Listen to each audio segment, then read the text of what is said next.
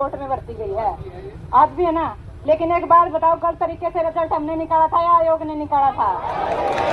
हम लोग भर्ती कोर्ट में हमारी गलती की वजह। हाँ सुनिए सर, फिर आप कह रहे हो कि पारदर्शिता से भर्ती है, उसके लिए धन्यवाद करें सरकार का। उस पारदर्शिता को लेके घर पे बैठे रहेगा जब एज निकलने लग रही है हमारी। 5 साल हो गए भर्ती को, 25 साल की उम्र थी जब फॉर्म भरा। डिपार्टमेंट के अंदर कुछ में कुछ इशू आ जाते हैं, जिसमें कोर्ट भी अपनी क्लैरिटी चाहता है और कुछ नौजवान साथी भी अपनी क्लैरिटी चाहते हैं। संख्या बढ़ने के कारण नए नए कुछ पॉलिसी बनानी पड़ती है, नए नए एक्ट बनाने पड़ते हैं। जिस प्रकार से अपने नॉर्मलाइजेशन लेके आए तो कुछ लोगों को शंका हुई कि किस प्रकार का ये, किसी के 48 थे वो 50 नंबर हो गए, किसी के 52 थे वो 50 नंबर हो गए। ये हम सब लोगों के मन में इस प्रकार के प्रश्न खड़े होते होंगे। जिसके कम थे उसके बढ़ गए, उसको खुशी होती है। जिसके ज्यादा थे उसके 2 नंबर कम हो गए तो उसको थोड़ा कष्ट होता है कि शायद ये नहीं होता तो मेरा नंबर भी आ जाता है। लेकिन नौकरी के विषय में मैं एक शब्द आपको थोड़ा सा बताऊंगा कि पीएम से लेकर और पीएन तक 18 वर्ष से लेकर और 65 वर्ष तक की आयु के जो वर्किंग फोर्स है वो लगभग 49.5 करोड़ है। 18 वर्ष से लेकर और 65 वर्ष तक के बीच में। लेकिन काम कितने लोग करते हैं? 3 करोड़ 45 लाख, लगभग 6-6.5%। इससे ज्यादा तो हम उन युवाओं में से हैं जो इसे प्रदेश की सब प्रकार की सेवाएं देने वाले 6.5% युवाओं में हैं। किसी तरह की छोटी मोटी दिक्कतें आती हैं, कमीशन अपना भरपूर प्रयास कर रहा है कि इस प्रकार की सारी दिक्कतें दूर हों। रही बायोमेट्रिक वाला विषय जो आप लोगों ने खड़ा किया, आप लोगों के मन में तरह तरह की चीजें आती हैं। हम ये भी सब जानते हैं कि हम सब युवाओं साथियों में से भी इम्पर्सोनेशन केस आते हैं, चीटर बैठते हैं। कितनी मात्रा के अंदर आज युवाओं की धरपकड़ होती है जब अलग अलग तरह की वेरिफिकेशन होती है। कई चैनलों से वेरिफिकेशन होती है, कभी आधार से वेरिफिकेशन करते हैं, कभी बायोमेट्रिक की अलग करते हैं, रेस किसी ने अलग ने की है, पेपर किसी और ने दिया है। तो सब प्रकार की बायोमेट्रिक का मैचिंग करनी होती है।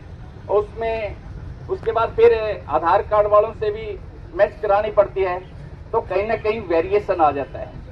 उस वेरिएशन की क्लैरिटी के लिए आज एक गलत विद्यार्थी, गलत युवा अगर भर्ती हो जाता है तो जिस बच्चे का सिलेक्शन होना था वो 5 साल तक कोर्ट में चक्कर लगाता है। तो इस प्रकार की स्थिति नहीं आनी चाहिए कि हमारी भर्ती जो है वो अनावश्यक रूप से किसी पचड़े में पड़े। आप सब लोगों ने देखा है कि कब किस समय की पीटीआई की भर्ती हुई, कोर्ट ने कैंसिल की, फिर से वो भर्ती करनी पड़ी, तो थोड़ा समय लग जाता है। हम सब एक कहावत भी है कि धैर्य का फल मीठा होता है।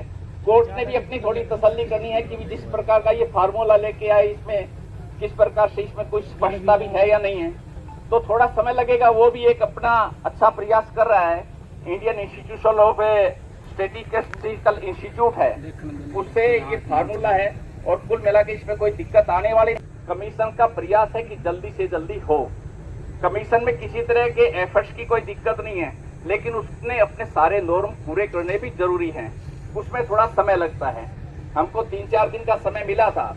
3-4 दिन में इतने 6,500 बच्चों की मैचिंग कर देना, उसमें से जितनी हो पाई, जिसमें थोड़ा संशय था उसमें थोड़ा सा समय लगा। इसके बीच में कोर्ट ने थोड़ा हस्तक्षेप कर दिया, लेकिन इतना कमीशन विश्वास दिलाता है कि कमीशन ने इतनी पारदर्शिता के साथ काम किया है कि आपकी भर्ती पर कोई किसी तरह का प्रश्न खड़ा होने वाला नहीं है। कोर्ट भी सारी चीज को समझ रहा है और कमीशन की अलग अलग निर्णयों के अंदर प्रशंसा भी करता है कि किस प्रकार से कमीशन ने समय समय पर समय की आवश्यकता के हिसाब से रिफॉर्मिंग की है और एक पारदर्शी भर्ती की है। चाहे वो 100 इकोनॉमी के नंबर जोड़ने की बात हो, आप उसका लाभ देने की बात हो, चाहे अलग हो, तो सरकार का भी और सरकार के साथ कमीशन भी उसी प्रकार से सहयोग कर रहा है।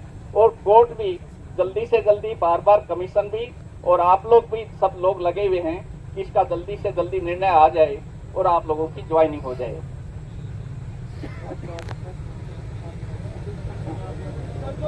हेलो, एक मिनट। सर एक मिनट मैं यही बताऊं, सर ने जितनी बातें बताई है भर्ती पारदर्शिता की है, इसमें कोई संदेह नहीं है भाई, ठीक है, हम सारे मानना बढ़िया मानो। लेकिन सर मैं ये कह रहा हूँ, अभी आपने एक बात बताई थी कि हमें 2-3 दिन का टाइम मिला था। सर मैं ये कह रहा हूँ, प्री ज्वाइनिंग हमारी 28 जून को हुई थी, उसके बाद 8 महीने बाद ये लिस्ट लगी जून में, दोबारा जून में मार्च में लगी है सर, 8 महीने तो हो गए थे। तो सर क्या उस टाइम उसके बीच में क्या था सर? अब आप कह रहे 2-3 दिन का टाइम मिला है, ये चीज थोड़ी समझ नहीं आई, दोबारा बताओ सर। जो सरकार ने ज्वाइनिंग करवाई है 6 मार्च को तो ज्वाइनिंग करवाई है, और जो फिर 15 मार्च को 14 मार्च को स्टे लगा, उसके बीच भी 9 दिन से 8-9 दिन से ये तो 6 मार्च को 3000 बच्चों की ज्वाइनिंग करवाई है। उससे पहले वो बायोमेट्रिक 6 मार्च से पहले सभी बच्चों क्यों नहीं करवाया गया, ताकि जो बच्चे हम 24-13 बच्चों ये मेडिकल जो बच्चे हैं उनकी ज्वाइनिंग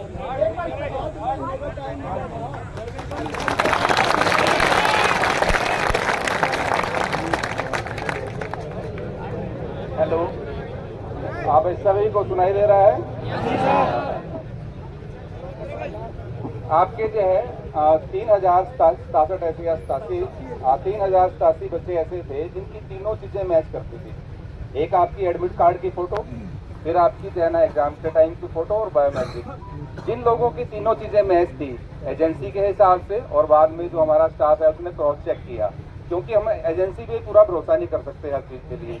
उसमें मिसमैच होने पे हमने जिनकी पूरी मैच थी वो तो बिल्कुल डाउट फ्री थे, उनको ज्वाइनिंग के लिए भेज दिया, और बाकी के हमारे सेक्रेटरी साहब तसल्ली करने लगे कि कहीं इसमें कोई सीटर तो नहीं है, कोई गलत नंबर लेके तो नहीं आया है, ये कोई और इसकी जगह बैठा हुआ हो।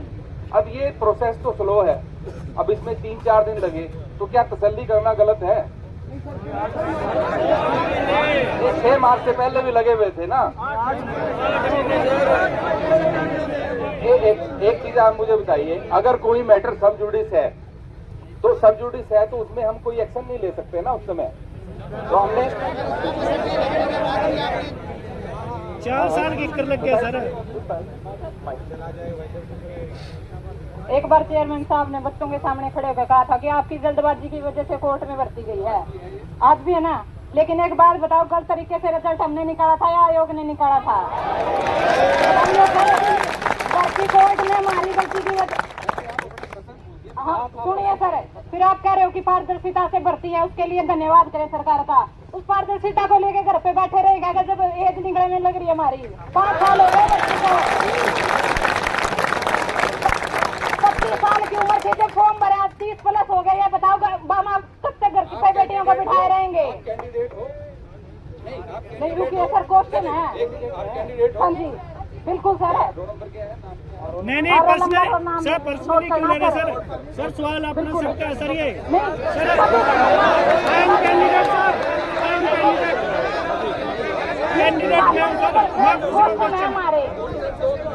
सर, कैंडिडेट हूँ मैं सर। सर मैं कैंडिडेट हूँ, मैं पूछ रहा हूँ मेरी चिट्ठी लाड़ी होगी सर। तब तक कोर्ट ये आयोग हमारी भर्ती पूरी नहीं करवा सकता था ज्वाइनिंग। उसके बाद बोला कि 6 जुलाई को स्टे लग गई भर्ती के ऊपर, और कह रहे हैं कि एफर्ट्स पूरे किए जा रहे। एक भी कोर्ट की पेशी के ऊपर अगर कोई सुनवाई के लिए जाता हो तो बच्चे रोते हैं। यहाँ से 3 महीने पहले लगाने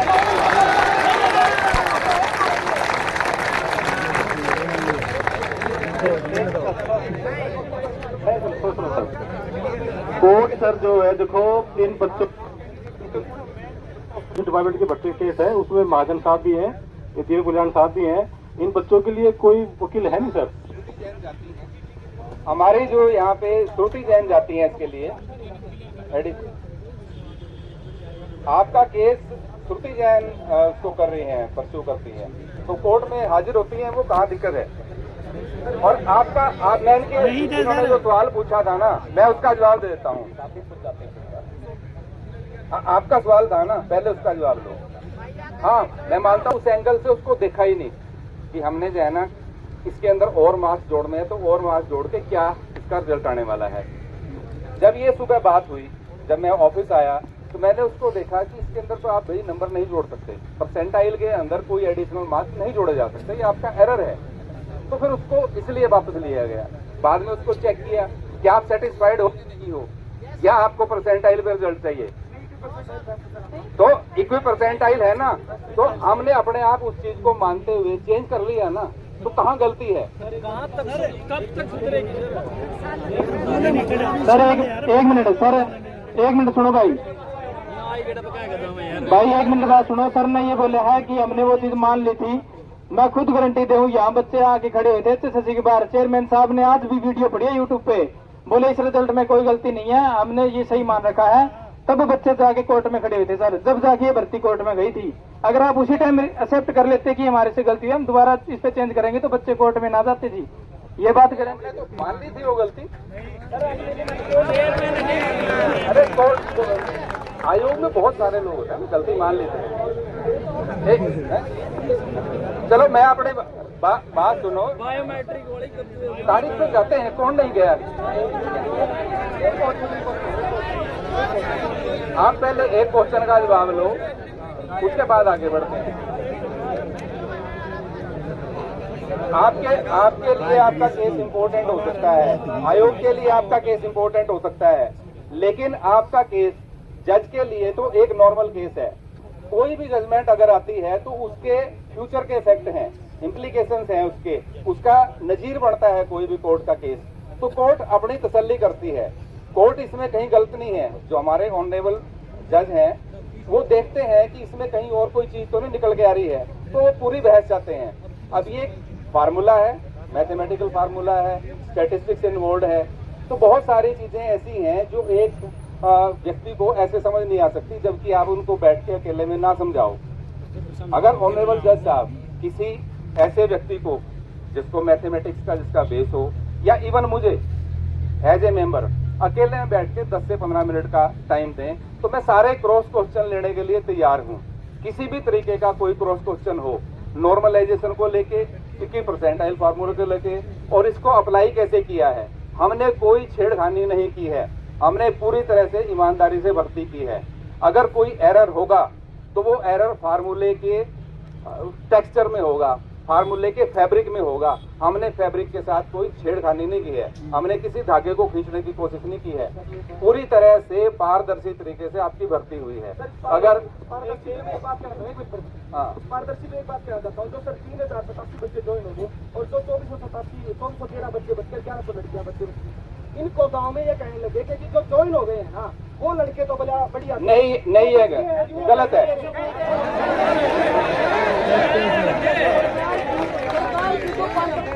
सरकार की जो भर्ती पर्ची की बात है सर, वो तुम भी लोन लाग रही है सरकार की बात तुम ही लोन लाग रही है। ऐसे तो कोई भी बदनाम कर सकता है, लेकिन मुझे यहाँ से कोई बताए किसी के कोई पैसे खर्च हुए क्या? किसी मेंबर ने लिए क्या? चेयरमैन ने लिए? सेक्रेटरी ने लिए? किसी कर्मचारी ने लिए? तो फिर इतना गलत इल्जाम क्यों?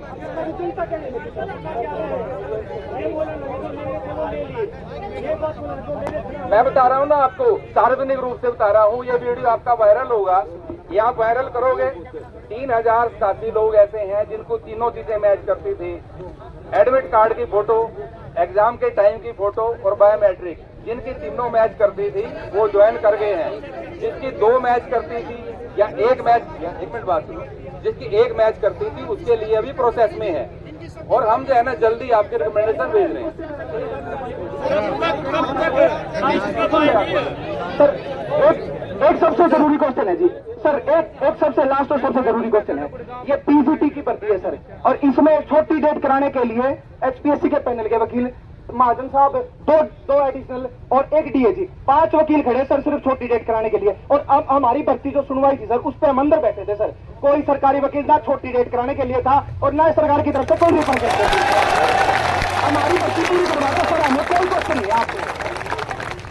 दोनों थोड़ा बैठो, दोनों में एक फर्क है हमारे और एचपीएससी में। एचपीएससी के पास अपना एक पैनल होता है वकीलों का, वो अपनी मर्जी का वकील, उसको ए पसंद है, बी पसंद है, सी पसंद है, डी पसंद है, उसमें से कोई भी चुन के भेज सकता है।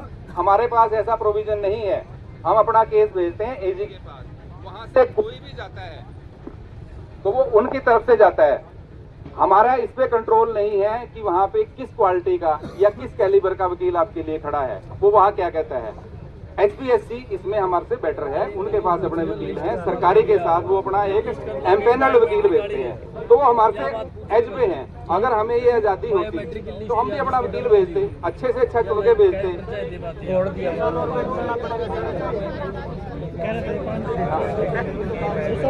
एक मिनट भाई सुनो, एक अपना सवाल ये है कि सर कह रहे हैं HPSC के पास पावर है, लेकिन ठीक है सर एक बात बताओ, HSSC की भर्ती कोर्ट में जा रही है, कोई तो जाएगा ना वहाँ पे सुनवाई पे।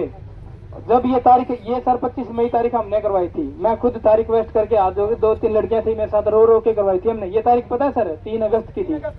3 अगस्त के बाद रिक्वेस्ट करी 18 जुलाई पे, उसके बाद भी हमने रिक्वेस्ट करके 25 मई करवाई है सर, हमने करवाई है सर। क्या सरकार, एक बात बताओ, सरकार ने एक लिस्ट लगा दी, उनको ये नहीं पता दूसरी लिस्ट लगा के बच्चों का बैच बना के ट्रेनिंग स्टार्ट करनी है। 2 महीने हो गए जी उनको ज्वाइनिंग हुई को। अगर वहाँ कोई बच्चा वो मतलब कोई खड़ा है हमारे जैसा, वो रिक्वेस्ट कर रहा है, लेकिन हमारा कहना है कि उस टाइम एजी साहब जाके, और अभी भी सर अभी भी इसी टाइम 25 मई की सुनवाई है, अगर एजी साहब जाके इनू कह दिया भी ये रिप्लाई एप्लीकेशन लगा दे सर भी इन बच्चों की ज्वाइनिंग 25 को इसका फैसला करवाना है, इससे पहले सुनवाई हो सकती है तो करो जज साहब, हम तैयार हैं। अगर 25 को बाद में आपको फार्मूला समझ नहीं आता, हम मानते हैं सर की फार्मूला है एकदम समझ में नहीं आता, 25 को अगर फार्मूला समझ नहीं आता तो ये जी साहब ये बात कह सकते हैं इसकी सुनवाई कंटिन्यू कर दो, क्योंकि हमें बैच बढ़ाना है, आधे बच्चे ज्वाइन हो रहे हैं। गलत है भाई? अगर अभी भी ऐसी सर को भेज के HSSC बोर्ड द्वारा चयनित कमेटी से बातचीत करने के बाद जबरदस्त रोड शो करते हुए हरियाणा पुलिस के चयनित अभ्यर्थी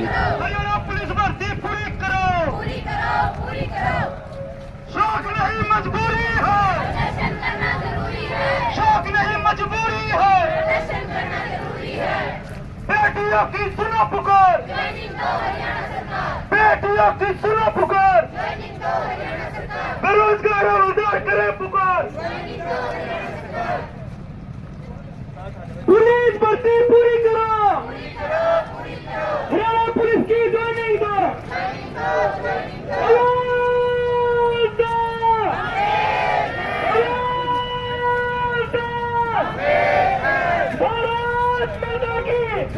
पुलिस भर्ती पूरी करो, पूरी करो, पूरी करो, की भर्ती पूरी करो, पूरी करो, पूरी करो। हम हमारा हक मांगते हैं, हम हमारा हक मांगते हैं।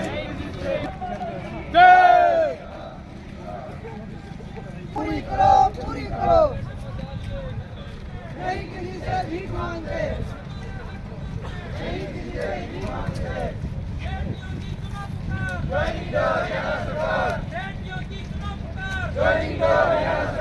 शौक नहीं मजबूरी है, प्रदर्शन करना जरूरी है, शौक नहीं मजबूरी है, प्रदर्शन करना जरूरी है। आवाज दो, हम एक हैं, आवाज दो, हम एक हैं। पूरी करो, पूरी करो, पूरी करो।